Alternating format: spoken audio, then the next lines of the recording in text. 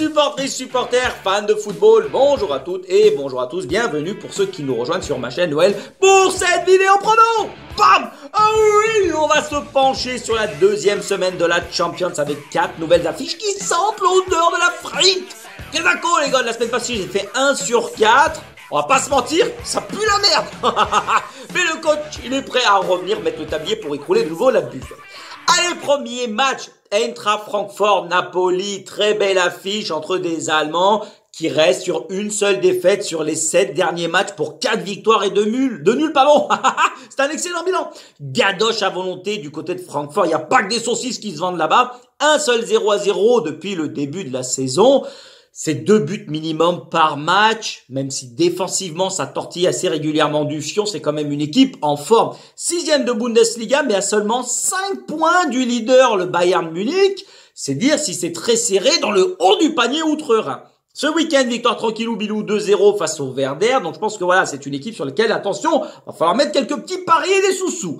De l'autre côté, du côté du Napoli, Dieu bénisse, la vérité au-dessus c'est le soleil. 7 victoires d'affilée en Serie A, leader avec 20 victoires en 23 matchs, 2 nuls, 1 défaite. 15 points d'avance sur l'Inter qui est son dauphin, mais qu'est-ce que tu veux de plus, baba? Sur leurs 4 derniers matchs, 3 fois, ils n'ont pas encaissé de but. Ça en fait également la meilleure attaque et la meilleure défense de Serie A. C'est loin d'être un troupeau de cons, les gars. Duel de buteurs entre Randal Kolo Muani et Victor Osimhen également, qui marchent tous les deux sur l'eau. Mais je vais partir sur une victoire du Napoli avec au minimum 2 buts inscrits par les Italiens. Surtout que en phase de poule, ils ont eu une moyenne de 3,3 buts par match. 20 buts déjà inscrits dans cette compétition.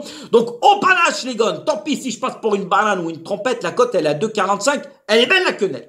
Deuxième match, Liverpool-Real. C'est sûrement la plus grosse affiche de ces 8e de finale entre 5 des 7 derniers vainqueurs de la compétition, donc 4 pour le Real à eux tout seuls.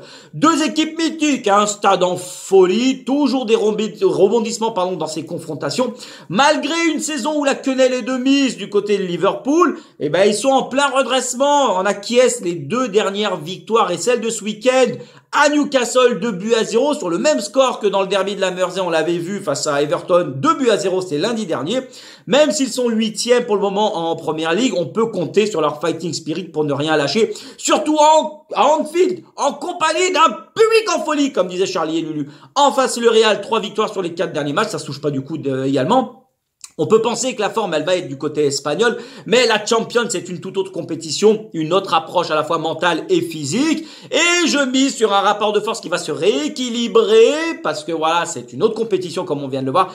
Les Reds, sinon ça va moucher rouge, vous allez chier vos dents et rayer la pelouse, préfère vous le dire. Mais je pars sur un match nul, côté à 3,70.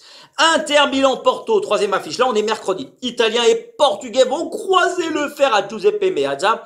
Oh maman, 2 équipes en excellente forme qui collent des béchamels sur leur adversaire chaque week-end. 4 victoires, 1 nul sur les 5 derniers matchs pour l'Inter. Porto, c'est 10 victoires d'affilée, toutes compétitions confondues. Les 2 équipes sont dauphins dans leurs championnats respectifs. Mais 15 points de retard, on l'a vu juste avant. Commencez pas à m'emmerder, il faut suivre. J'ai transformé ton pif en nez rouge, du côté italien. 2 points seulement de retard pour Porto dans la tapis dans l'ombre de Benfica. Ça va être assez serré, mais l'Inter est quand même très solide à domicile. Défensivement, Simone Inzaghi, le frère du grand Pipo, va te sortir une assise bloc bas de derrière les fagots. Escalade de l'horreur. Victoire de l'Inter couplée à au moins un but en première mi-temps des Nerazzurri. Côté à 1,96, on peut coffrer sur ce pari. Et enfin, on finit avec Leipzig City. Pour finir, ça va bégayer sévère. Je pars sur une victoire de City avec les 2 équipes qui marquent. C'est une belle cote à 3,15. Non mais dis donc, t'en veux une? C'est comme ça. Lors de leur dernière confrontation en phase de groupe en 2001, c'est 12 buts inscrits sur les 2 matchs. Le premier set du côté de City, 6-3 à l'aller du côté de l'Emirates et victoire de Leipzig côté allemand sur le retour de Buzyn. L'expérience, elle va être côté anglais, c'est capital à ce niveau de compétition, même si je ne sous-estime absolument pas les joueurs allemands de Leipzig. C'est une victoire, un nul, une défaite sur les 3 derniers matchs. C'est assez coup-ci, coup-ça, comme dirait l'autre. Meilleure équipe de Bundesliga à domicile, ça enfile des buts comme des tic-tac. Mais City en face, il s'était bien relancé à l'Emirates avec cette victoire 3-1. Écroulement ce week-end, un but partout face à Nottingham. Du coup, voilà. Je vois quand même les Citizens l'emporter, mais ça va pas les dessouder pour autant. Elle est belle la cote à 3,15, donc voilà, vous me dites ce que vous en pensez dans les commentaires, vous êtes d'accord, pas d'accord. J'espère rebondir parce que ces derniers temps, ça va plus du tout. Et voilà les gars, c'est tout pour cette vidéo. Un grand merci à toutes et à tous de m'avoir suivi. Comme d'habitude, c'est un plaisir. Je n'oublie pas, Millionnaire, je reviendrai pour faire des débriefs. Soyez patients, s'il vous plaît. Merde, ça suffit, non mais dis donc. Allez, on se retrouve demain pour la Ligue Europa et les pronos du coach, bien évidemment. D'ici là, portez-vous bien, passez une belle journée et on se retrouve la prochaine. Allez, tchuss les gars, et belle journée!